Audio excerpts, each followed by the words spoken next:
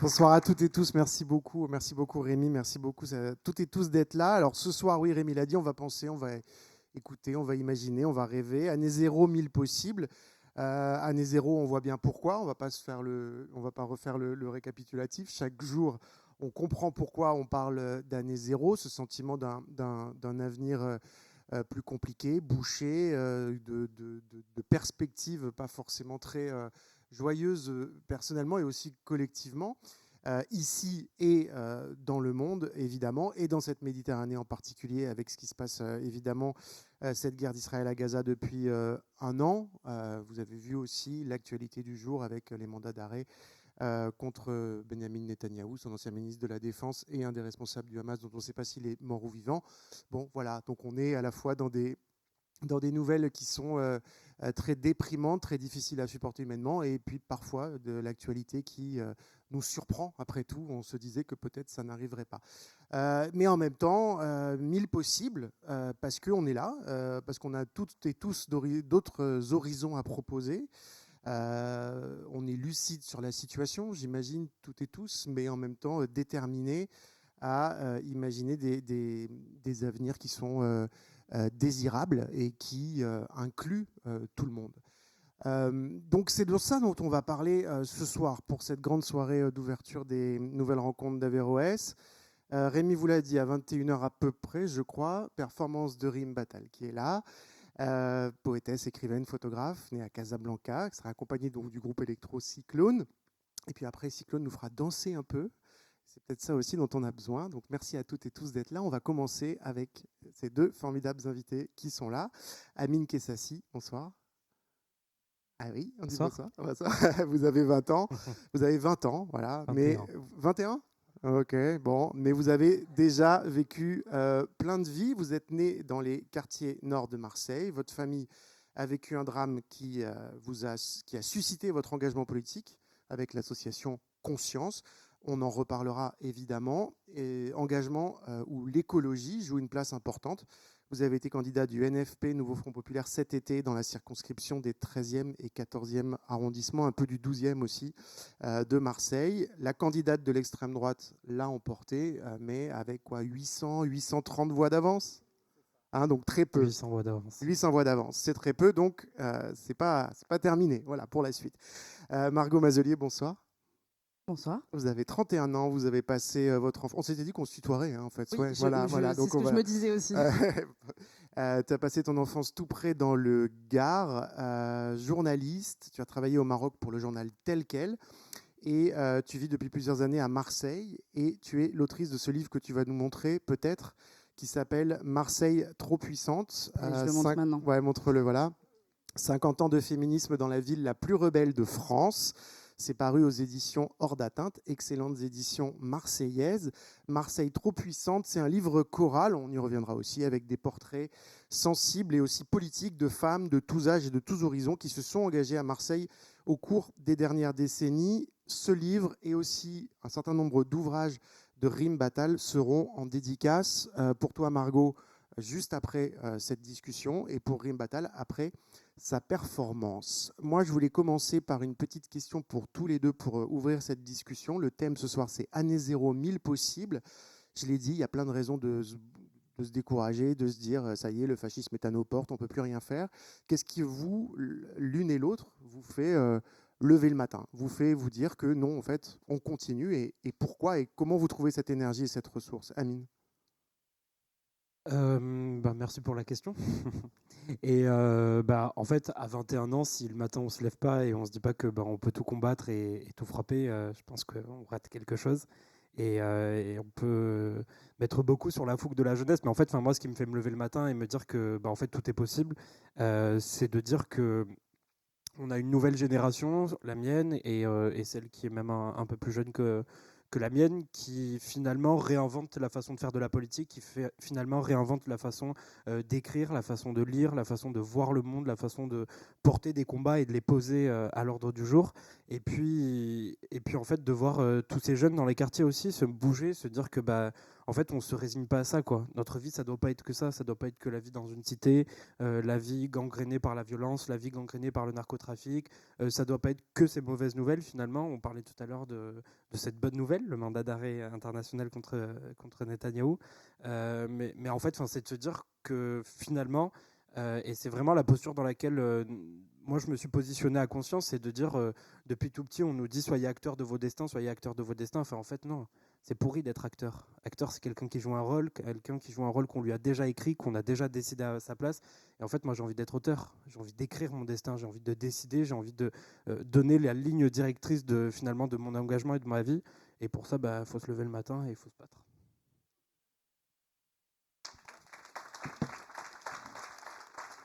Margot, comment tu vois les choses? Même question. Je pense qu'il y a plein de choses qui résonnent d'une certaine façon. C'est déjà pas le choix, en fait. Enfin, justement, tu l'as très bien dit, il y a beaucoup de choses aujourd'hui à réinventer. Il y a beaucoup d'espace à créer pour écrire, raconter ces futurs désirables-là. Donc moi, je pense que ce qui me fait me lever le matin et qui fait que je suis au contraire de ce qui pourrait se passer complètement abattue. Et non, au contraire, je suis pleine d'une force que j'ai gagnée aussi en rencontrant toutes les personnes que j'ai rencontrées dans le livre, en faisant du lien, en étant dans des dynamiques collectives. Mais je crois que ce qui me fait me lever le matin, c'est ce que je sais faire de mieux, c'est-à-dire offrir des espaces, ou en tout cas créer des espaces, collecter des récits qui nous permettent de voir plus loin, qui nous permettent de nous sentir mieux, qui nous permettent de nous raconter aussi, qui nous permettent de prendre le contrôle sur les récits qui sont faits de nous, qui sont faits de notre potentiel avenir, de ce qu'on veut nous, en fait. Donc, je crois que c'est ça qui compte, c'est de créer un contre-discours, en fait, de reprendre la main sur ces récits-là et faire en sorte que soit mise en avant ces potentialités-là, ces futurs désirables-là, parce qu'ils sont là. Et comme tu l'as dit, cette génération, elle est forte, elle est puissante. Et moi, je crois au contraire que, et on en reparlera peut-être, on ne recommence pas du tout de zéro. Et qu'au contraire, on est fort aussi de tout ce qui s'est passé avant nous. Et c'est dans cet ancrage-là qu'il faut produire des nouveaux récits. Et c'est en effet le sens de ton livre. On va parler de ton livre. On va d'abord poser une première question à Amine sur son parcours. Amine, ton histoire, c'est celle d'un enfant des quartiers nord de Marseille, quartier de Frévalon, si je ne me trompe pas, frappé à un moment comme d'autres personnes à Marseille, comme d'autres familles, par un drame dans ta famille. Et pour toi, ce drame, il a été évidemment un drame et une tragédie, mais il a été aussi un moteur, un déclenchement peut-être tu vas nous raconter ça, dans l'action, dans l'engagement. Comment tu peux nous expliquer un peu ce chemin? Enfin, c'est un peu plus complexe que ça. Moi, j'ai fondé mon asso avant ce drame. J'ai fondé Conscience, qui initialement s'appelait Conscience écologique. Et en fait, l'objectif, c'était de dire deux choses. Un, l'écologie, c'est pas que pour les bobos, c'est aussi pour nous. Et deux, en fait, l'écologie, c'est tout, quoi. L'écologie, c'est la justice sociale. L'écologie, c'est le manque de rénovation thermique par les bailleurs sociaux dans nos bâtiments. L'écologie, c'est la voirie. L'écologie, c'est la dignité humaine dans les quartiers. L'écologie, c'est le fait de pouvoir manger sainement et se dire que dans nos quartiers, nos vies, elles comptent aussi. Et nous aussi, on mérite de bien manger, on mérite de bien se couvrir, de bien se vêtir, etc. Et donc, en fait, c'était l'objectif initial de Conscience. Et puis après, on s'est rendu compte que en allant dans ces cités, en organisant des opérations de nettoyage, on faisait beaucoup ça, on mobilisait des jeunes, on disait venez, on nettoie la cité, et on fait en sorte finalement, de montrer à la métropole et aux institutions qu'on fait leur travail, et qu'on est capable de le faire, et que deux, en fait, nous aussi, on veut avoir cette dignité humaine, nous aussi, on veut recevoir des gens chez nous, et se dire que en fait, on n'a pas honte de chez nous, quoi. Moi, je suis hyper fier de ma cité, je suis hyper fier de Frévalon, et de dire que je viens de là-bas, mais en fait, Frévalon, parfois, c'est sale, et donc, c'est pas normal. C'est pas normal que des gens vivent comme ça. Et pourtant, il y a plein de choses qui font que on explique au bailleur social, mais on a signé un bail on paye un loyer tous les mois, le contrat de bail, il indique que vous êtes en charge de l'entretien de la cité, etc. Et il nous explique que c'est pas la loi et que c'est eux qui font la loi. Enfin bon, ça, c'est un autre combat. Mais en fait, en ayant fondé conscience, je me suis beaucoup engagé sur ces questions de justice sociale et puis beaucoup intéressé sur finalement la place du narcotrafic, enfin la place qu'on veut donner au narcotrafic dans les cités, dans Marseille et dans la ville. Et en fait, c'est là où on déconstruit ce discours de dire la question de la drogue, c'est une question qui touche les autres, c'est une question qui touche les autres familles, c'est une question qui touche les grands voyous, c'est une question qui touche des gens qui sont loin de nous. Enfin, en fait, non, ça peut toutes et tous nous tomber dessus. Marseille, on connaît finalement l'emprise du trafic de stupéfiants sur la ville. Je veux juste rappeler l'histoire de Soukaina, une jeune fille qui était chez elle, dans sa chambre, une jeune fille étudiante qui avait 21 ans et qui s'est pris une balle dans sa cité. Donc, en fait, Soukaina n'a rien demandé à personne. Et Soukaina a été retrouvée assassinée chez elle, donc ça, c'est pas normal. Et puis moi, le 29 décembre 2020, j'apprenais le décès de mon frère aîné. Il avait 22 ans, j'en avais 17. Et en fait, là, l'engagement, il prend une autre tournure. On est face à un mur, on se dit, bon, là, qu'est-ce que je fais? Enfin, moi, c'est comme ça que je me suis retrouvé en me disant, en fait, tout ce que je raconte, tout cet engagement, il sert à rien, quoi. Enfin, je perds un être cher, mon frère aîné. On avait très, très peu d'écart d'âge. Et donc, c'est soit on se résigne et on se dit, finalement, c'est un parmi tant d'autres. Et en 2023, il y a eu 49 personnes qui ont été assassinées. Là, en 2024, on est à un peu plus d'une vingtaine. L'année d'avant, on est à une trentaine. Enfin, en fait, soit on se dit, c'est un parmi tant d'autres. Et donc, du coup, on s'apitoie sur son sort et on laisse le deuil nous tomber dessus. Ou soit, au contraire, on se dit, en fait, ce deuil, c'est une force. Ce deuil, ça va être la volonté, finalement, de dire... en fait, la drogue, nous, dans les quartiers, on n'en veut pas, on n'en vit pas. En fait, quand on parle du retour de la police de proximité, quand on parle du retour des services publics, quand on parle d'éducation, quand on parle de l'accès à la culture, quand on parle de l'accès au social, quand on parle de la prévention, c'est de ça dont on parle. De Brahim, de Reda, de Kylian, de Lucas, enfin de tous ces jeunes qui sont tombés dans cette guerre de la drogue.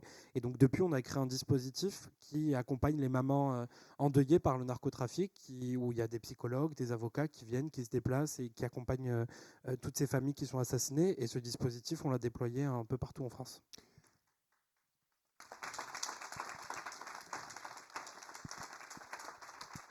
Margot, on va parler de ton livre parce que Amine vient de nous énumérer beaucoup de prénoms et c'est un peu ce que tu fais aussi à ta façon dans ton livre. Un livre où parle des dizaines de femmes qui se sont engagées dans des luttes, souvent féministes, mais pas que, en réalité, des voix qui n'avaient, à Marseille en tout cas, pour Marseille, jamais été vraiment recueillies, mises ensemble dans un seul et même livre ou objet. Alors que, évidemment, tout ça montre une continuité des luttes à travers les décennies et les générations. C'est un peu ça le point de départ du livre.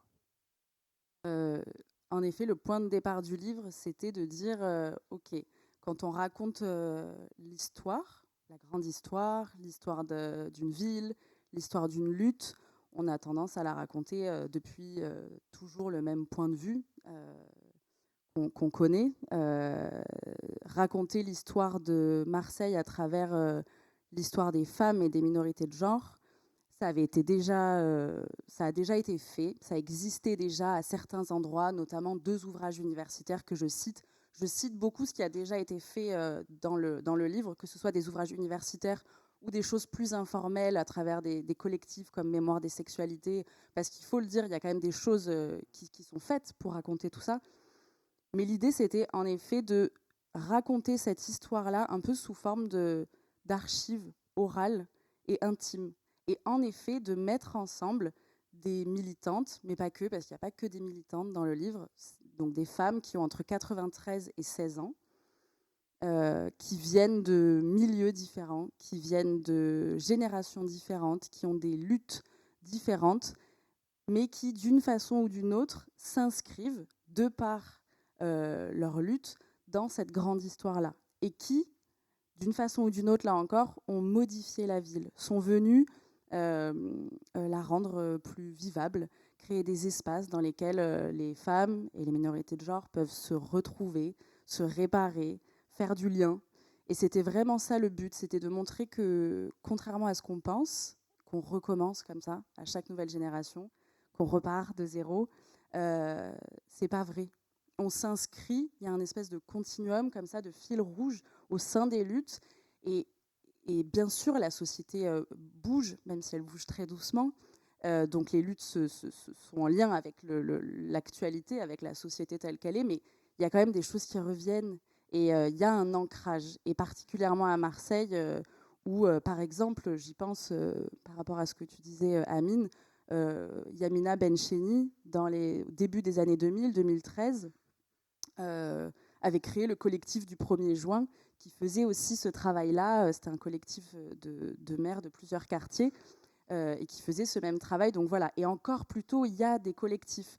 Donc c'était ça aussi le but, c'était d'inscrire les luttes dans quelque chose de plus large et de faire un petit peu comme ça un récit choral de ces histoires-là que l'on n'entend pas, que l'on n'archive pas, et qui, là encore, je le répète, parce qu'elles sont pas considérées comme légitimes, et d'ailleurs, il y a plein de personnes, moi, qui m'ont dit qu'elles n'avaient rien à raconter. J'ouvre le livre là-dessus, d'ailleurs. Ouais. Il y a plein de gens que j'ai rencontrés qui m'ont dit « Mais non, je ne comprends pas pourquoi vous m'interrogez ».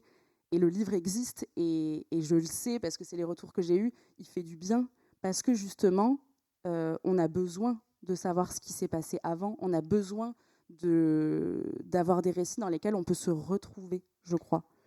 Et c'était ça vraiment le point de départ du livre. Tu as cité Yamina Bencheni, peut-être que tu vas pouvoir nous lire un extrait. Ouais. Et on fera réagir Amine là-dessus, puisque Yamina Bencheni, je vais la situer juste pour celles et ceux qui ne la connaissent pas, même s'il y a peut-être des gens qui la connaissent ici. Elle a 63 ans, elle vit dans le 14e arrondissement de Marseille. C'est une féministe, mais aussi à l'intersection de plusieurs luttes, la lutte contre le racisme, la lutte donc féministe au sein notamment du MLF à l'époque. Elle a un parcours aussi très marseillais. Elle est née à Cannes en 1960, donc en cela, elle n'est pas marseillaise, mais dans une famille algérienne. Elle arrive à Marseille en 70. Elle a vécu dans le bidonville de Saint-Barthélemy dans le 14e, puis à la cité Bassins, qui était, tu le dis dans le livre, une cité de transit pour les familles immigrées. En fait, elle y a vécu 30 ans. Hein, voilà. Comme toi, Amine, elle a rencontré très tôt la violence dans son histoire familiale. Hein. Son oncle a été tué en 1974 dans un crime raciste à Narbonne. Et son frère, ensuite, a été tué par un sympathisant du Front National en 1990. Et finalement, sa vie a été traversée par l'engagement vraiment très jeune, dès les années 80. Et tu vas nous lire justement un extrait du livre qui correspond à ce moment des années 80 pour Yamina. Quelques mois plus tôt, le 18 octobre 1980, la cité des Flamands connaît un drame. Laouri Ben Mohamed, 17 ans, est tué lors d'un banal contrôle routier par le CRS Jean-Paul Taillefer, 23 ans, qui avait lancé quelques heures avant « Ce soir, j'ai la gâchette facile ». Dans la foulée, Yamina monte le collectif des familles victimes de crimes racistes avec des maires du quartier. Je cite, « Elles réclamaient justice, elles avaient peur que le meurtre ne soit pas reconnu pour ce qu'il était, un crime raciste. » Avec le père de Laouri, elle mène un vaste travail de sensibilisation pour que l'affaire passe aux assises et non en correctionnel, notamment auprès de leur avocat, Gilbert Collard.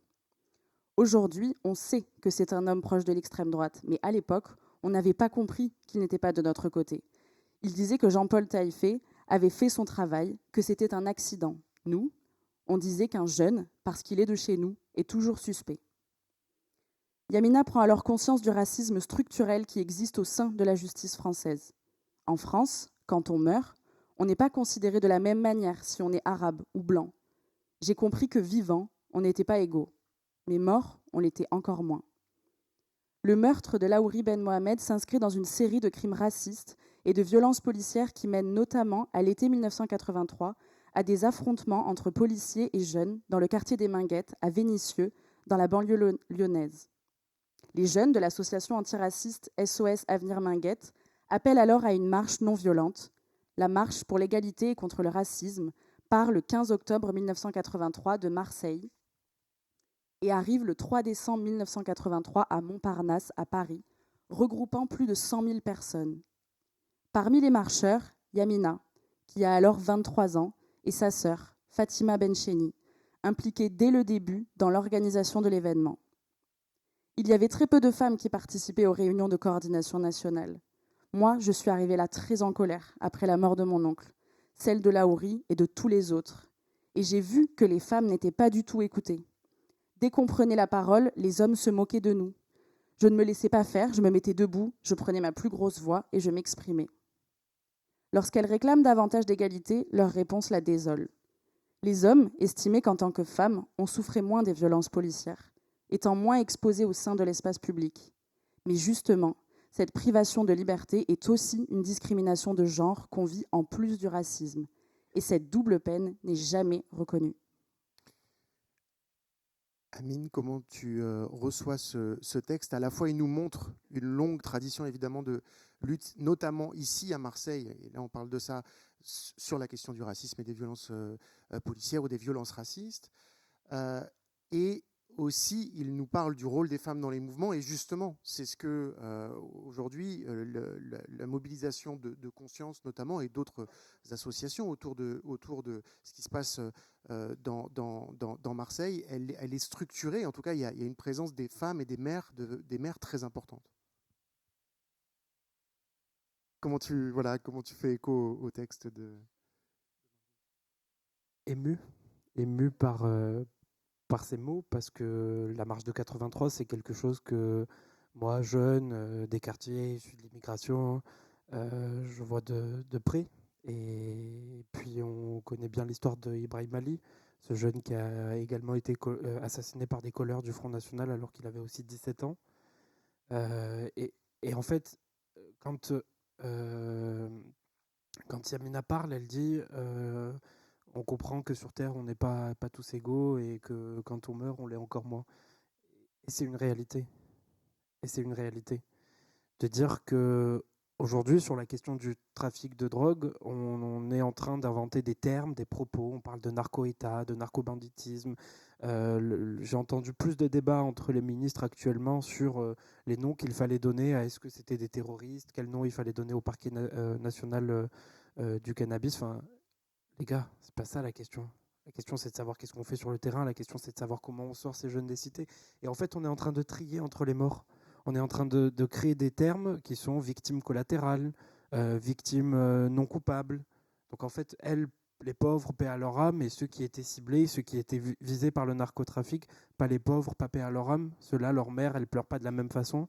Leurs familles ne sont pas détruites et anéanties autant que la famille de Soukaina. Ça veut dire que ma famille, elle souffrirait moins que la famille de Soukaina parce que Soukaina n'était pas visée. Et en fait, c'est terrible de se dire qu'on est encore en train de trier dans les souffrances des gens, encore en train de créer des catégories de ceux qui souffriraient plus, ceux qui souffriraient moins, ceux qui méritaient, ceux qui méritaient pas. Et donc ça a une notion importante dans la lutte, en fait. C'est de se dire... le deuil, c'est quelque chose de terrible, quelque chose qui anéantit les gens, quelque chose qui freine les gens, quelque chose qui est un fardeau à porter. Et en fait, on se retrouve avec ce deuil à se dire, bon, qu'est-ce qu'on fait maintenant? On est venu nous arracher des gens de notre famille, on est venu nous les prendre. Et nous, ça fait 40 ans qu'on regarde ces débats. Pour la marche de 83, ça fait plus de 60 ans qu'on parle du racisme, ça fait plus de 60 ans qu'on parle de ces actes racistes. Et en fait, rien ne change. Rien ne change parce qu'on est encore dans ce système, et c'est aussi une lutte qui fait partie de la lutte de conscience, dans ce système colonialiste où on est encore en train de dire on va venir dans les quartiers, on va venir voir les gens, on va décider à leur place. Et pardon de le rappeler, mais Mitterrand, quand il est venu récupérer la marche de 83, c'était pas pour les aider, quoi. C'était touche pas à mon pote. Enfin non, en fait, il n'y a pas de touche pas à mon pote. Mon pote, il peut parler tout seul. Mon pote, il peut s'exprimer tout seul. Mon pote, il sait parler. Mon pote, ses parents, ils sont peut-être pas allés à l'école. Ses parents, ils viennent peut-être de l'étranger, mais lui, il est né ici. Lui, il a grandi ici. Lui, il connaît le français. Lui, il sait écrire. Lui, il sait manier la langue de Molière. Et donc, il peut parler tout seul. Il peut dire, ça, c'est bien, ça, c'est pas bien. Quand un CRS vient le taper dessus, il peut dire aïe tout seul, et il n'a pas besoin que quelqu'un vienne dire le pauvre, il a mal, il faut le lâcher. Enfin, en fait, mon pote, il sait parler. Et c'est là où la lutte anticoloniale, elle doit aussi prendre son ampleur. C'est de dire, et c'est vraiment moi mon travail en politique, et je finis sur ça, c'est de dire si vous faites pour nous, sans nous, c'est que vous faites contre nous, en fait. Enfin, arrêtez de venir décider à notre place, arrêtez de venir nous dire ce qui est bien pour nous, arrêtez de venir choisir la couleur de nos immeubles, laissez-nous choisir des choses. Enfin, en fait, c'est nous qui allons vivre ici, c'est nous qui allons mourir dans ces cités, donc laissez-nous au moins choisir la couleur de nos immeubles, quoi. Margot, c'est intéressant parce que la question coloniale est encore une fois depuis Marseille, puisque c'est un livre sur Marseille et des voix de Marseille, elle traverse vraiment non pas juste le livre et non pas juste cette ville de Marseille, mais aussi la façon dont beaucoup de femmes qui parlent dans ton livre sont traversées en fait par cette question de la colonialité. Et je voulais avoir ta réaction par rapport à ce que disait Amine. Bah ça traverse absolument tout le livre. Et d'ailleurs, j'y pensais là en t'écoutant. Pour revenir aussi avec ce qu'on disait avant, moi, quand j'ai écrit le chapitre sur Yamina Bencheni, c'est le moment où il y avait les émeutes, en tout cas les manifestations autour de et après la mort de Naël. Et je me souviens avoir discuté avec Yamina Bencheni et les gens me disaient, certaines personnes, quand j'en parlais, me disaient mais c'est fou, à Marseille, les manifestations elles sont restées longtemps, elles ont été intenses. Mais c'est parce qu'en fait, il y a cette histoire-là, il y a cet ancrage-là dans l'histoire de Marseille. Et c'est des questions, comme tu le disais tout à l'heure, qui sont jamais traitées, qui sont jamais entendues, qui sont toujours... et on le voit, ça recommence à chaque fois, parce qu'en fait, c'est des choses qu'on n'entend pas, c'est des choses que... et je repense aussi à ce que m'a dit une des personnes dans le livre, Lily Lison, qui a créé le collectif Afrofemme. Lily Lison, elle a organisé la marche qui a réuni énormément de monde à Marseille suite à la mort de George Floyd. Pareil, cette marche-là, il y a eu autant de monde parce que les questions de racisme, de réflexion décoloniale sont fortes à Marseille, de par l'histoire de cette ville-là. Et elles traversent les luttes. Et elles sont d'ailleurs, ces questions-là, souvent, pour les militantes que moi j'ai interviewées, puisque moi c'est ça j'essaye de rendre compte de ce qu'on m'a rapporté, notamment sur ces questions-là, évidemment, c'est que ça a souvent été des portes d'entrée avant même de réfléchir à leur féminisme, à ce que ça sous-entendait pour elles. La question coloniale, la question du racisme, c'était des portes d'entrée vers une réflexion sur les injustices, les discriminations.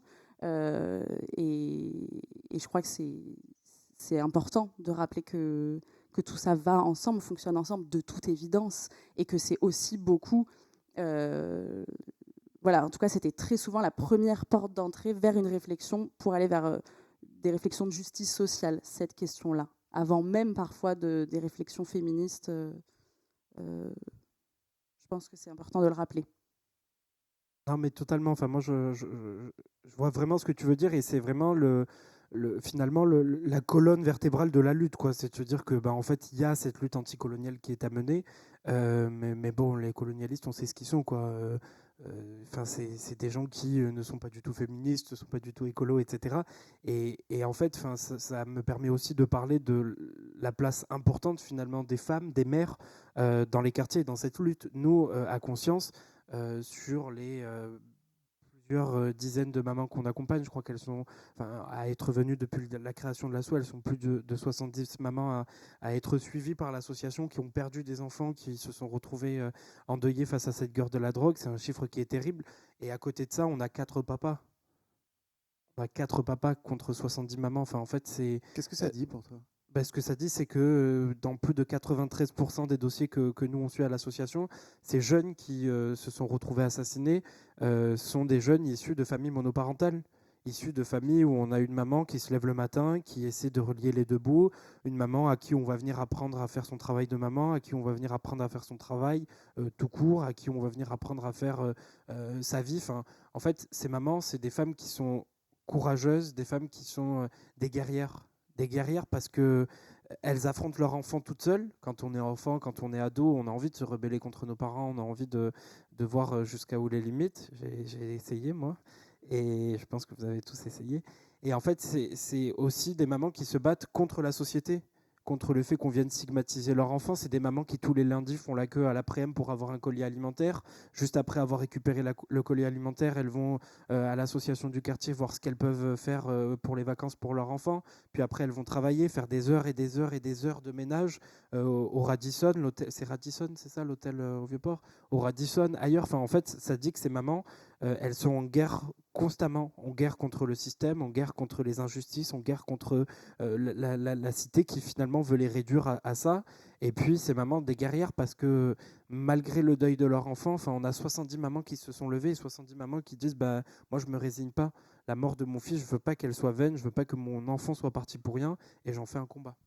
Ouais, Margot, un mot, Juste si ouais. je peux rajouter, je pense aussi que il est question dans ces cas-là, pourquoi il y a que des femmes. Il y a aussi évidemment cette question des femmes seules. Et il y a, je pense à Souad Boukeshba dans le livre, que je ne sais pas si tu connais sûrement, ouais, qui a créé l'association des femmes du Plan Dao dans le 15e et qui a aujourd'hui ouvert un café qui s'appelle le Café des femmes. Et Souad, elle a beaucoup milité justement pour créer des espaces pour les femmes qui élèvent leurs enfants seuls. Et elle, si vous avez l'occasion de l'écouter ou de la lire dans le texte, elle en parlerait mieux que moi. Mais voilà, c'est aussi pour ça que j'avais envie de mettre en avant ces femmes-là. C'est parce que ces endroits-là dans lesquels elles agissent, c'est des endroits de soins. Et Souad Boukeshba, par exemple, elle fait un travail que devraient faire les pouvoirs publics, c'est-à-dire qu'elle vient à un endroit réparer, demander justice, créer des espaces dans lesquels les enfants, les mères peuvent être bien, peuvent être en sécurité, se parler entre elles. Elle fait du lien entre les personnes. Elle fait elle apporte beaucoup de soins aussi aux personnes âgées. Elle fait vraiment ce travail comme ça de lien au sein d'un quartier. Et elle m'expliquait très bien que ce travail-là a été mis en lumière pour elle seulement au moment du Covid. Mais en réalité, ce travail-là qui est fait, et qui est fait de manière générale dans la société, à tous les endroits, par des femmes, c'est aussi ça que moi je voulais mettre en avant. Dire ce que font ces personnes-là, même si ça paraît être à une échelle parfois d'un quartier ou d'une ville, c'est vraiment ce qui fait que la ville, elle tient debout, en fait, où les gens tiennent debout. Et c'est le travail des femmes à ces endroits-là qui fait que tout fonctionne, quoi. Et c'est important, je crois, de raconter l'histoire en racontant ce que font ces personnes-là. Margot, tu as parlé de ce que l'État ne fait pas. Est-ce que justement ces femmes-là, à leur niveau, à leur façon, font, réparent et proposent Amine, je crois que toi, à la fois, tu milites depuis longtemps sur la question justement de qu'est-ce qu'on fait autour des questions liées à la drogue et comment on règle ça. C'est aussi le travail évidemment de conscience. Et en même temps, tu as un engagement politique et tu parlais tout à l'heure des discours qui sont produits justement, et y compris sur une ville comme Marseille confrontée à la drogue, parce que je pense que j'imagine la problématique serait peut-être un peu différente, encore une fois, si on parlait peut-être d'autres villes. Pour toi, Margot nous disait, voilà, les choses qui peuvent être déjà, qui sont des choses qui existent sur le terrain et qui devraient être faites. Quand tu entends justement toute cette conversation-là, cette espèce de méta-conversation autour des conséquences du trafic dans la vie des gens et des politiques, quoi, qu'est-ce que tu as envie Toi, tu dirais, d'ailleurs, je crois que tu écris là-dessus, tu prépares quelque chose, un livre là-dessus. Qu'est-ce que tu as envie de dire quelles seraient pour toi les choses évidentes, qui ne sont pas du tout aujourd'hui évidentes pour nos politiques, qu'il faudrait faire demain? Déjà, on a eu la visite de Bruno Retailleau et du ministre de la Justice, et tous les médias m'ont contacté. Amine, qu'est-ce que tu en penses? Qu'est-ce qu'il faut dire, etc. Et le seul message que j'ai adressé ce jour-là aux deux ministres qui étaient à Marseille, c'est par pitié, s'il vous plaît, ne faites rien, ne vous mêlez pas de la question. Enfin, ça y est, quoi. Tu leur as dit ça? Ah ouais, c'est bon. Ouais.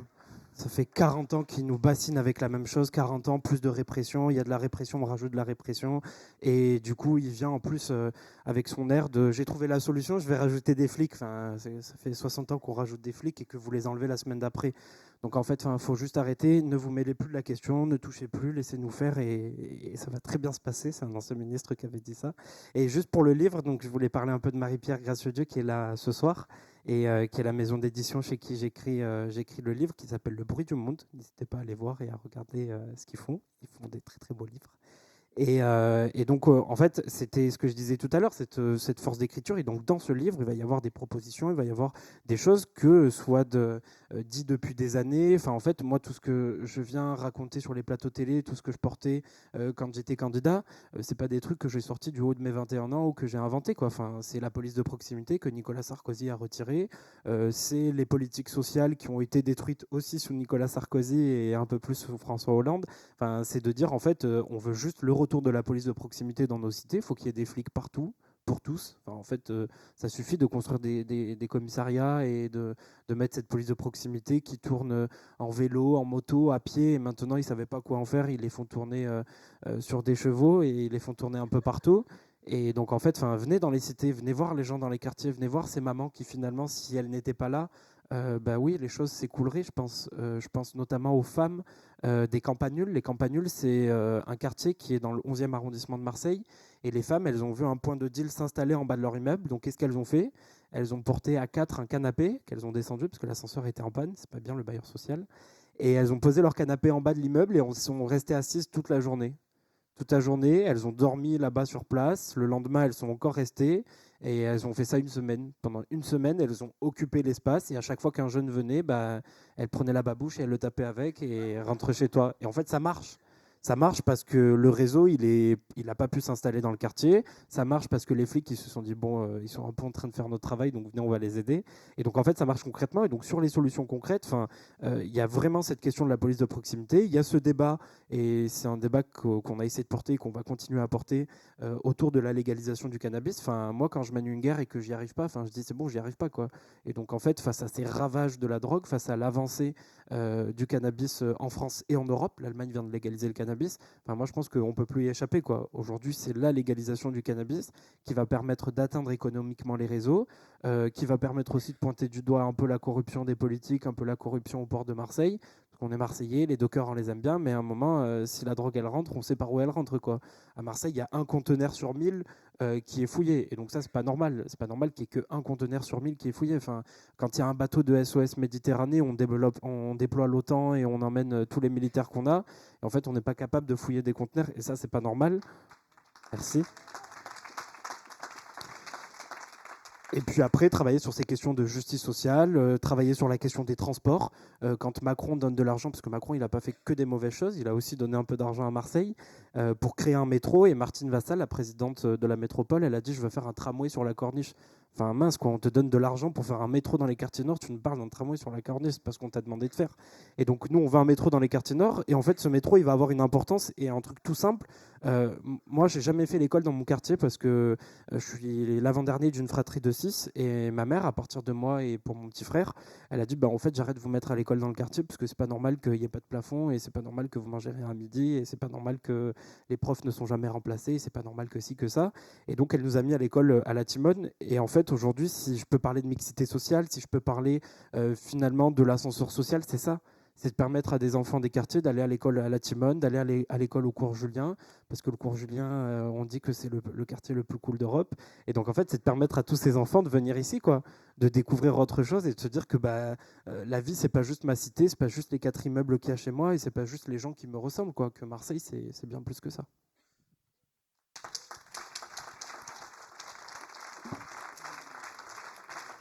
Je voudrais qu'on continue un peu à parler de Marseille. Il nous reste une quinzaine de minutes avant de vous passer la parole. Réfléchissez à vos petites questions, si vous en avez. On aura une vingtaine de minutes, 30 minutes pour vous passer le micro. Marseille, tu dis la ville la plus rebelle de France, Margot. Vous en pensez quoi? Ouais, justement, parce que Margot, peut-être tu vas nous lire dans le livre, il y a un passage justement spécifiquement là-dessus. Et ensuite, on poursuivra la discussion. C'est au moment de ta rencontre avec une jeune femme qui s'appelle Amina Kalima et qui participe à un groupe qui s'appelle le complot des cagoles. Oui, alors elle a participé à bien des groupes et des collectifs, mais entre autres le complot des cagoles. Le complot des cagoles, c'était une émission de radio féministe qui s'est tenue pendant 10 ans, au début des années 2000, sur Radio Galère, et qui était vraiment une émission qui abordait des thématiques assez osées pour l'époque et qui avait fait pas mal de bruit. Donc c'est un groupe anonyme et il y a d'ailleurs le portrait de l'émission du complot des cagoles dans le livre. Et Amina Kalima a participé à ce complot. Et là, tu nous racontes La sa rencontre. rencontre. Voilà, Ouais. la rencontre que moi j'ai faite avec Amina. Amina arrive sur son scooter et m'impressionne immédiatement. Elle fait partie de ces femmes dont la prestance naturelle rassure. Elle sourit peu, mais se livre avec douceur et confiance. Avant de me parler d'elle, elle aborde Marseille et ses luttes silencieuses. Il y a beaucoup de résistance passive ici. Les Marseillais sont des grandes gueules, mais ils ne sont pas très proactifs. Marseille a toujours été en résistance, jamais en structuration. C'est pour ça qu'en arrivant ici, des gens peuvent avoir le sentiment que, contrairement à eux, les Marseillais ne font rien. C'est juste qu'ils sont plus structurés, ce qui n'est pas du tout la culture de la lutte ici. C'est assez colonialiste comme posture, je trouve, comme si avant eux, il n'y avait pas eu de salut. Or, avant eux, il y a eu une histoire. Je perçois une pointe d'agacement dans sa voix. Elle ajoute. Par exemple, on a l'impression que les luttes queer d'aujourd'hui, très visibles, sont les premières dans l'histoire de Marseille. Mais ça a existé bien avant. Il n'y avait juste pas les mêmes moyens de communication et d'archivage à l'époque. Elle reprend. Ce qui masque aussi les luttes à Marseille, c'est le regard méprisant qu'on porte sur cette ville, malgré son succès actuel, parce qu'elle est méditerranéenne. Cela étant, ça me fait rire quand je lis que Marseille est une ville féministe. Oui, on peut avoir cette impression à la Plaine, mais Marseille, ce n'est pas que la Plaine. C'est une ville très dure pour les femmes. Amina m'a l'air aussi rebelle que cette ville, qu'elle n'a jamais quittée et qu'elle ne quittera jamais.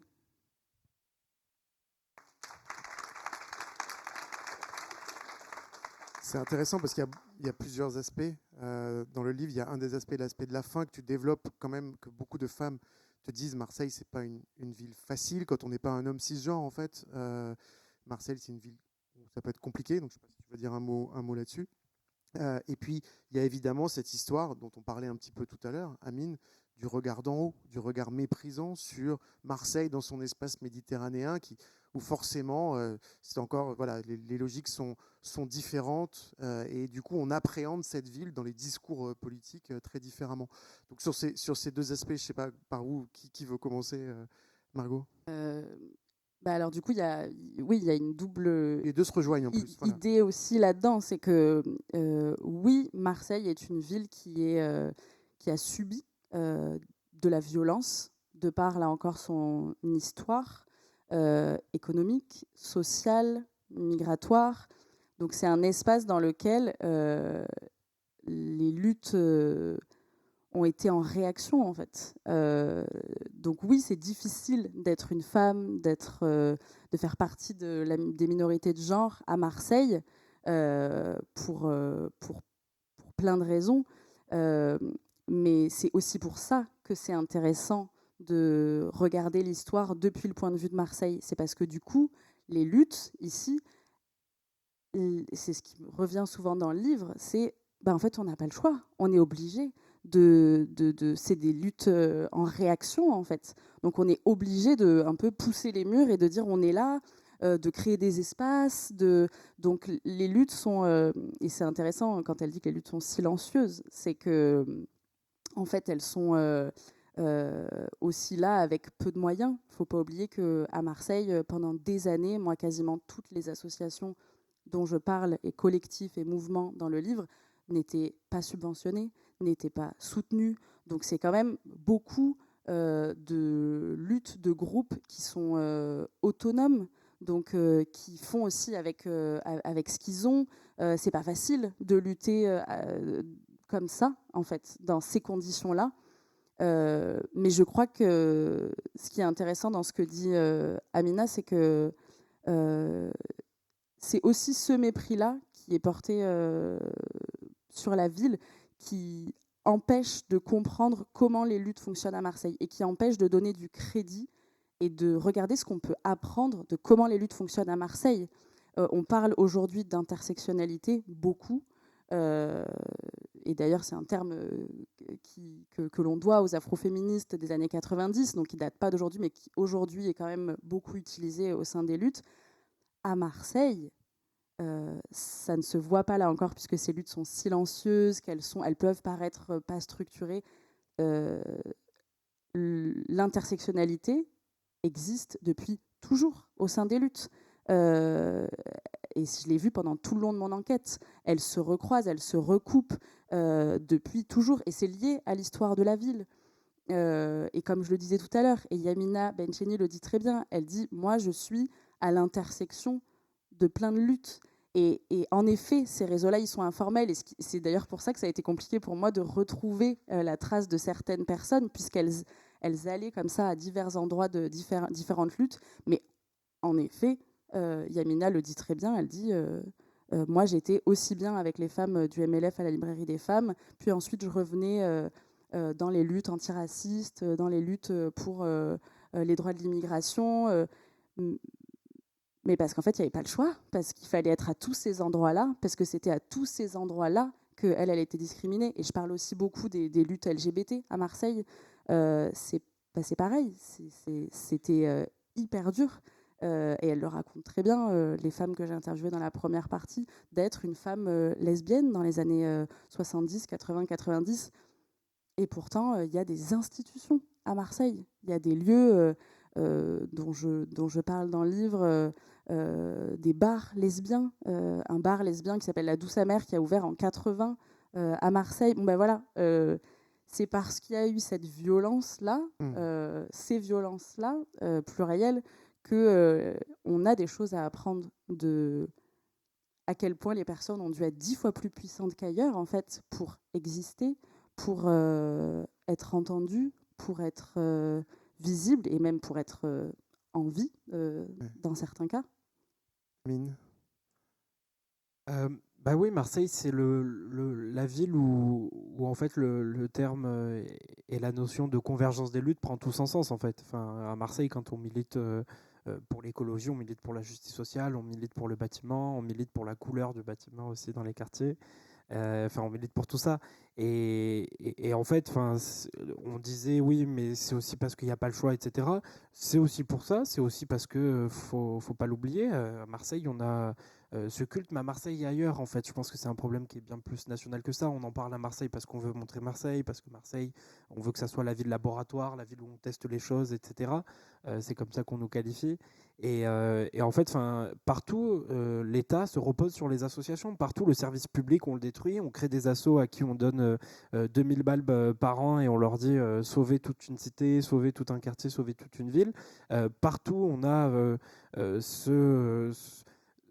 ce repos finalement de l'institution qui se dit bon je vais laisser les gens s'organiser, de toute façon ils le font et s'ils le font pas bien c'est pas grave.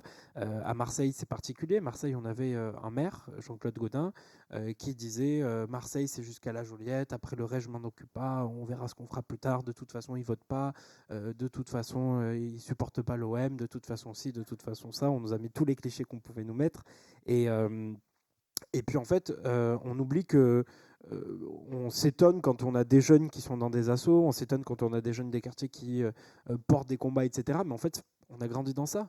Moi, quand j'étais petit, ma mère, elle nous prenait au centre aéré du quartier. C'était la dernière à partir parce qu'on devait ranger les chaises. On l'aidait. On était super contents parce qu'on avait ramassé une chaise. On savait même pas ce qu'ils faisaient. On savait même pas l'objet de la réunion. C'était les concertations publiques, les concertations sur la rénovation urbaine. C'était le tout début de l'ANRU à ces années.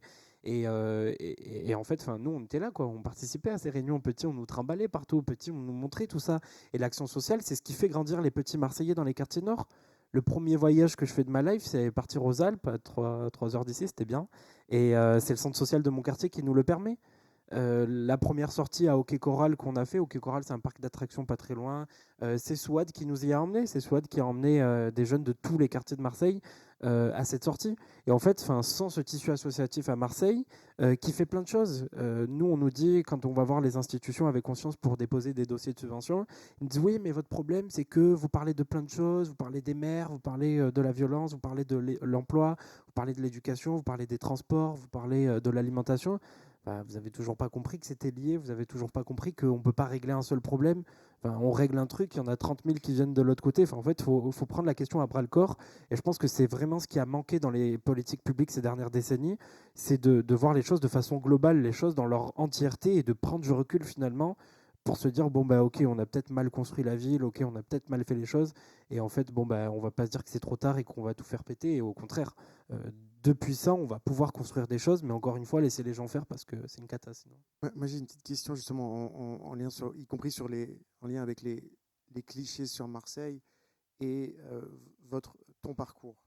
On aurait pu imaginer qu'avec ton parcours, il y ait derrière un engagement politique ou un engagement associatif, mais pas forcément relié à la question de l'écologie. D'ailleurs, dans le livre de Margot, la question écologique, elle est relativement peu présente, même si quand même certaines personnes l'articulent. En quoi justement Marseille pour toi, en fait, en gros, l'histoire de Marseille et la réalité sociale de Marseille et les défis posés à Marseille rejoignent et finalement justifient ton engagement écologique? Parce que tu l'as dit un petit peu au début, mais ce serait bien peut-être qu'on développe un petit peu ça. Comment répondre? Comment tout ça s'articule? Non, mais en fait, Camille Etienne, Greta Thunberg, personne ne va les voir en leur disant pourquoi vous êtes engagés sur les causes environnementales, etc. Et en fait, moi, je respire la pollution des bateaux qu'il y a au port de Marseille, je respire les voitures. Dans les quartiers, on est les gens qui sont les moins soignés. Donc les problèmes environnementaux, c'est nous qui les subissons. Et en fait, depuis que je suis petit, je regarde la télé.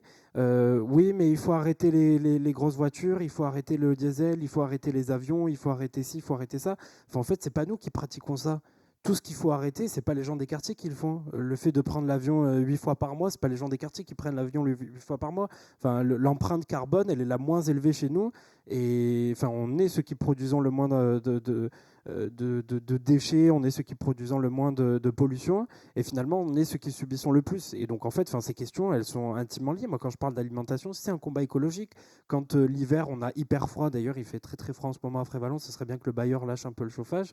Quand nous, l'hiver, on a froid, en fait, c'est une question environnementale. C'est parce qu'ils n'ont pas respecté la loi depuis 1975. On leur demande de rénover thermiquement les bâtiments, ils ne le font pas. Il y a une norme, et ils n'ont toujours pas compris. Il faut tout leur expliquer, quoi. Il y a une norme, c'est de dire les bailleurs sociaux doivent chauffer à minima 19 degrés. Et en fait, eux, ils ont compris que on mettait à 19 degrés tout le chauffage dans toutes les cités. C'est pas ça.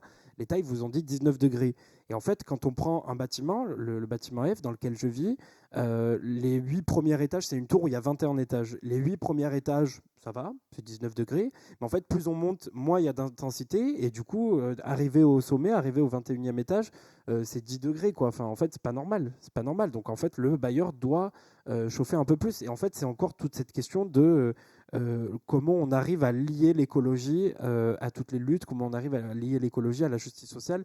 Et c'est un combat qui va de pair. C'est ce que j'essaie d'expliquer aussi aux écologistes, c'est de leur dire que en fait, on ne peut pas régler les problèmes environnementaux si on n'a pas traité la question sociale, si on n'a pas traité la question de la démocratie, si on n'a pas traité la lutte coloniale, la lutte anticapitaliste. En fait, si on ne traite pas toutes ces questions-là, on n'arrivera pas à traiter les questions environnementales. Tu veux réagir un peu, Margot, là-dessus, sur la question de l'écologie, je sais pas. Pardon, j'ai coupé à Amine son applaudissement. Je vous en prie, vous pouvez au fait.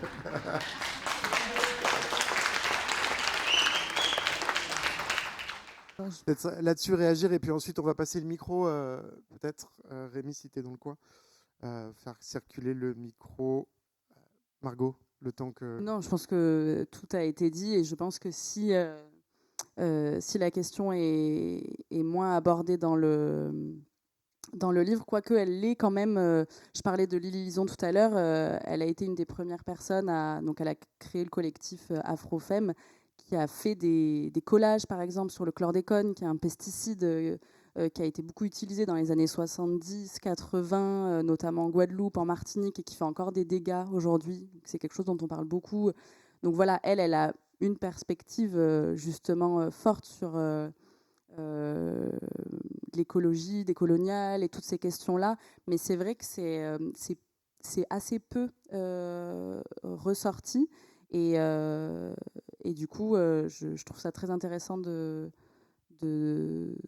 voir évidemment qu'il y a plein d'espaces qui traitent cette question-là, mais que moi, c'est ressorti très tard dans mon enquête. En fait, c'est arrivé cette réflexion-là vraiment sur la dernière génération, quoi.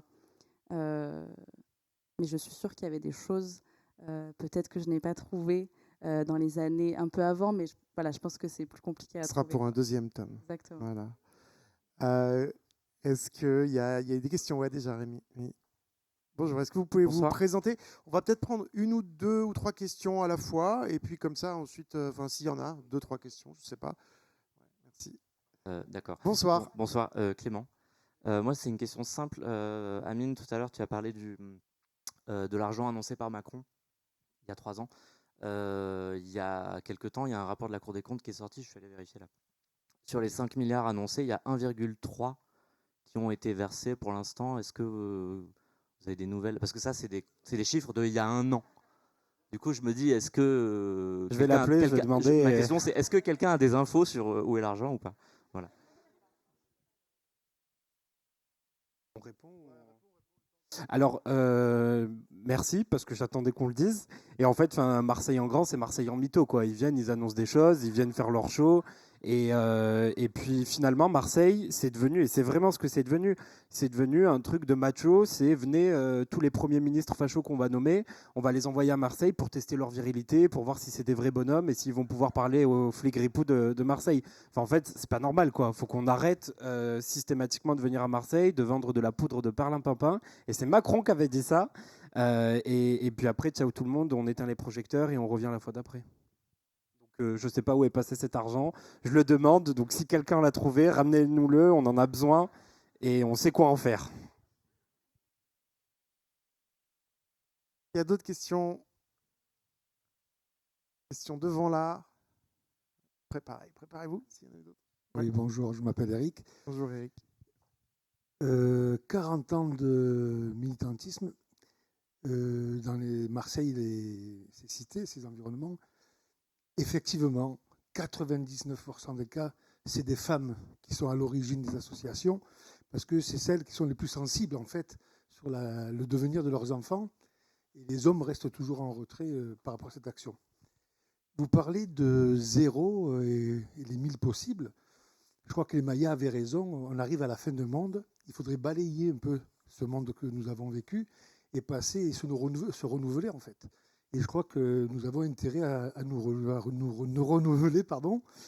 Et Amine est pour moi ce personnage qui va pouvoir montrer le chemin. Quand on parle de la colonisation, je vous renvoie une image que vous n'avez pas. C'est que j'ai un ouvrage qui parle de l'islam en France du Moyen-Âge à nos jours et qui nous rappelle un peu que les Arabes étaient déjà présents dans notre monde et qu'ils nous ont beaucoup apporté. Mais c'est vrai que la France a été bercée par le christianisme et elle a balayé, elle s'est battue contre l'islam. Et ça veut dire que culturellement, l'islam a toujours été combattu. Et c'est pour ça qu'on a du mal et qu'on refuse et qu'on la rejette systématiquement. C'est le moment où je dis « Quelle est votre question ?» Si je suis en train de vous apporter, parce que je vous apportais. Moi, ma question, c'est que Amine, c'est une découverte, c'est quelqu'un qui veut rentrer vers l'Europe. Et ma question, c'est Amine, est-il vrai que nous, en France, on ne sait pas aller chercher les fonds européens pour pouvoir soutenir l'ensemble de la population ? Alors, il y a beaucoup de questions là, beaucoup de questions. Non, peut-être Margot quand même sur la question des expériences qui nous dit que finalement ton livre illustre la façon dont beaucoup de collectifs d'organisations se créent à Marseille avec les femmes au centre. Voilà la question. Ouais, dans les fonds européens, je pourrais pas répondre, mais donc, en quoi le livre illustre les mouvements collectifs, c'est ça? La création de collectifs par des femmes. Pourquoi les femmes, en fait, c'est ça? Non, mais en fait, on a inventé une question. C'est pas grave. Fonds européens, ça t'intéresse? Non, mais on va pas parler des fonds européens maintenant. Il faudrait organiser un deuxième temps où on parle de l'Europe. Non, mais c'est vrai, c'est ce que disait le monsieur tout à l'heure, la commission des comptes, la Cour des comptes, pardon, la commission des comptes, c'est autre chose. On est en plein bilan de campagne, là, donc... Et la Cour des comptes, ils disent, un, ils ont mytho sur l'argent, c'est pas vrai, et deux, ils ont mytho aussi sur le nombre d'effectifs. En fait, ils te disent, on a envoyé des flics. En fait, depuis 2016, on est en chute libre, quoi. Donc, on se retrouvait avec moins d'effectifs. On était en découvert, en gros. On était en découvert de flics. Et donc là, on s'est juste remis à zéro, quoi. Là, il n'y a pas de thune, il n'y a rien, mais on s'est juste remis à zéro et on a empêché le départ. Mais ces policiers, aussitôt qu'on les a déployés dans l'opération CRS 8, enfin, j'ai oublié comment à Place Net XXL, un truc comme ça, encore un plan de com. Et enfin, en fait, on les a envoyés là. Et puis après, les caméras et Mediapart, ils sont partis à Nîmes et ailleurs. Et donc, du coup, on a suivi les caméras et on a envoyé les flics ailleurs. Et donc, en fait, c'est pas normal, quoi. Enfin, c'est pas normal de se dire que on suit les caméras et que les policiers ils vont là où il y a une urgence, là où il y a un truc. Enfin, en fait, quand on parle de police de proximité, c'est ça. Et tout à l'heure, j'ai pas expliqué cette notion, mais en fait, la police de proximité, c'est hyper important.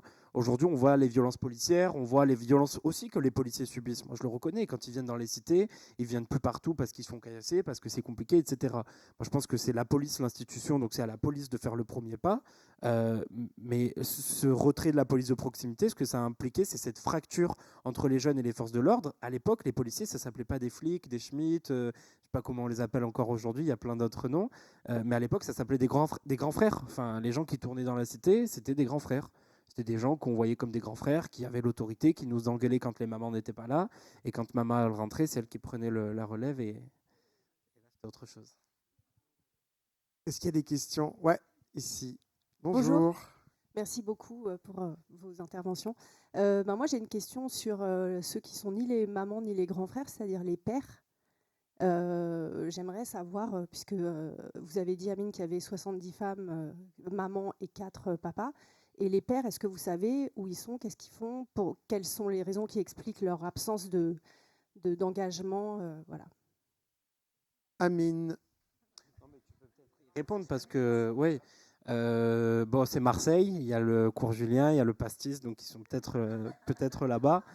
Non, sérieusement, bah, c'est vraiment une question. Enfin, je pense que c'est une question de société, c'est une question qui doit être travaillé par des sociologues, pour une fois que je demande aux sociologues de faire quelque chose, parce que moi j'estime que c'est les experts, c'est les habitants, c'est les gens qui vivent dans les quartiers. Vraiment, si vous avez des reportages où il y a des sociologues qui parlent des cités, éteignez, zappez, enfin c'est pas à eux de parler, c'est aux gens qui vivent là-bas de parler.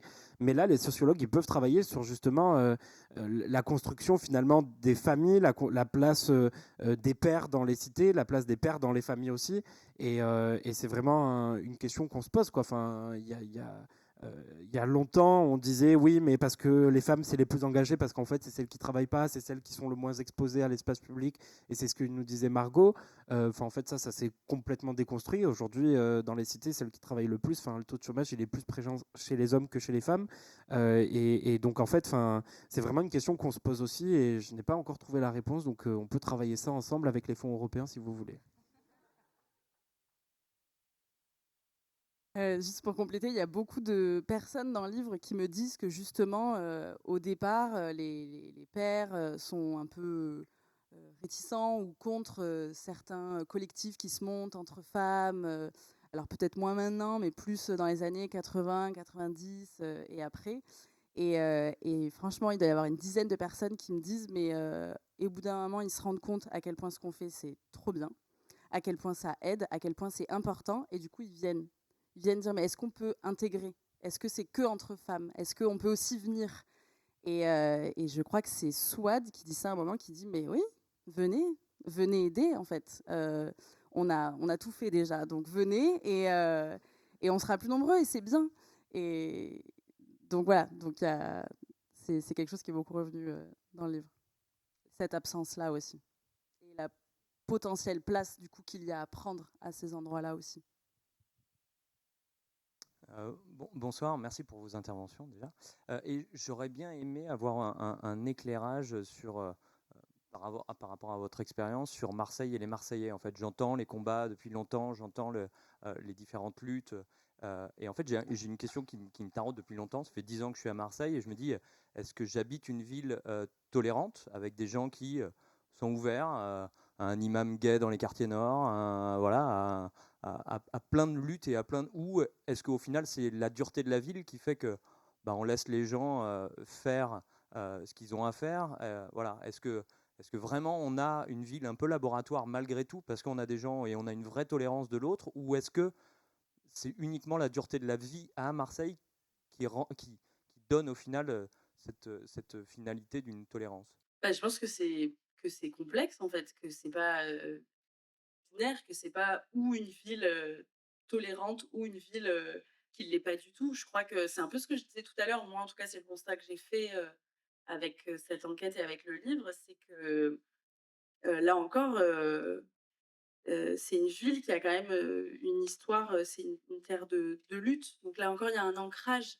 Je crois qu'il y a des choses qui se font aujourd'hui qui n'existent que parce qu'il y a eu des collectifs dont on a parlé avant. Là, par exemple, en ce qui concerne l'histoire LGBT, il y a des choses qui existent. Aujourd'hui, on dit que Marseille, c'est la capitale queer, comme si ça sortait de nulle part et que c'était nouveau. Non, et Amina Kalimal dit très bien, il y a un ancrage dans l'histoire qui fait qu'aujourd'hui, en effet, les espaces de tolérance peuvent apparaître comme tout d'un coup un peu sortis de nulle part ou non, c'est parce qu'il y a une histoire aussi, il y a un ancrage historique de ces luttes-là.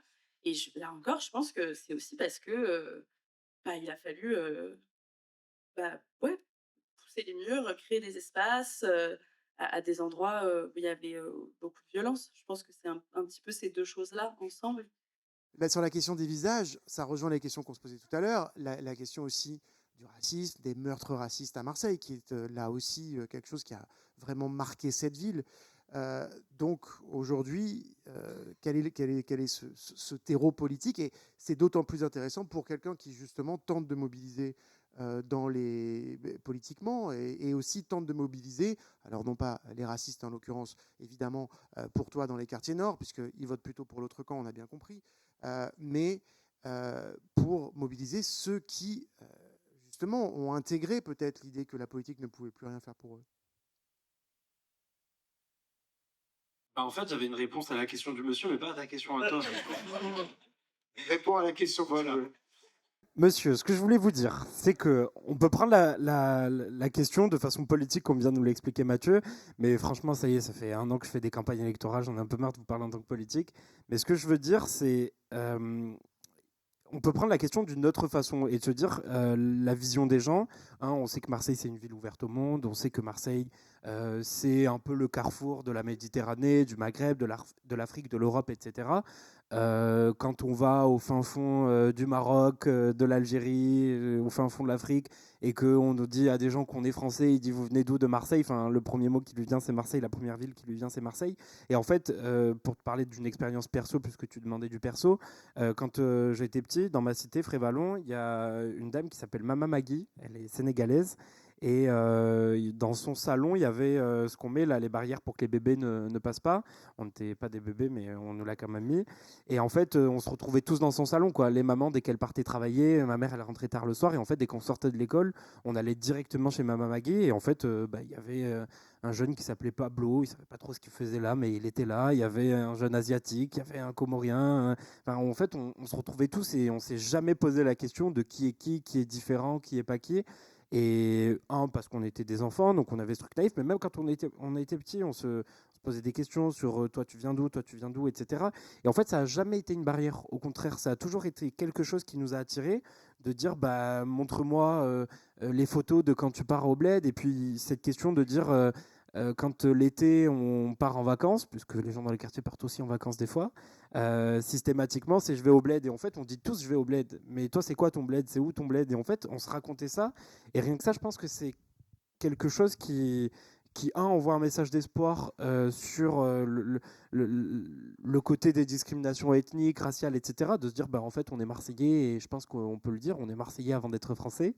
Et puis, deuxièmement, sur la question des discriminations, des luttes, etc., moi, je pense vraiment qu'à un moment, il va falloir réussir à faire convergence des luttes, à mobiliser, que ce soit les gens qui militent contre les LGBT-phobies, les gens qui militent contre les discriminations raciales, les discriminations qui aujourd'hui ne sont même plus forcément que des discriminations raciales. Moi, je pense qu'on a traversé un cap où la première discrimination, c'est une discrimination sociale.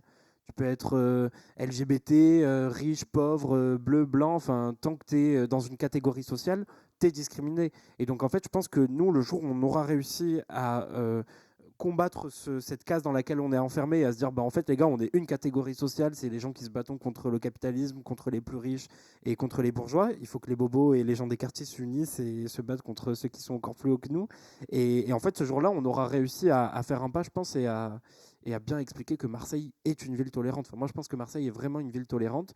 Maintenant, il faut pousser nos élus à être un peu plus tolérants et nos politiques aussi.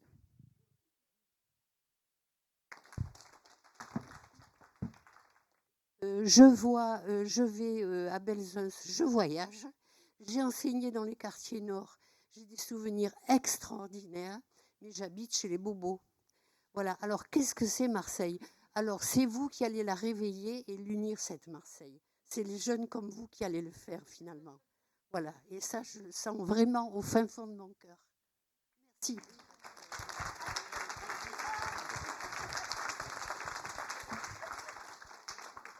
Amine, tu nous déclares ta candidature ce soir à une élection importante. Non, si vous voulez, je vous raconte l'histoire de mon petit gitan. Ah bah allez-y, on va finir avec ça. Si vous voulez, vous voulez ajouter quelque chose à ce que... Non? Allez. Alors on finit comme ça. Voilà. Alors voilà, mon plus grand souvenir de prof, ça a été non pas le Marseille Vert ou le lycée Thiers. J'ai aussi pas mal de souvenirs très intéressants là-dedans. C'est un petit gitan qui me dit, madame, un petit visage, n'allez jamais à la Busserine toute seule. Vous rentrez habillée, vous sortez toute nue. Alors moi qui lui disais, mais Fada, tu sais que je vais au planning familial, moi, à la Busserine. Tu sais ce que c'est le planning familial? Eh bien, c'est le plus beau souvenir de mon enseignant. Eh bien, merci beaucoup à vous pour cette histoire. Merci à toutes et tous d'être là ce soir et de nous suivre à travers la captation de cet événement. Dans quelques instants, Rim Battal ira sur scène, une fois le fou rire passé. Une fois le fou rire passé. Merci à tous. Merci à tous. Les livres de Rim Battal et aussi le livre de Margot sont dehors en dédicace à partir de maintenant.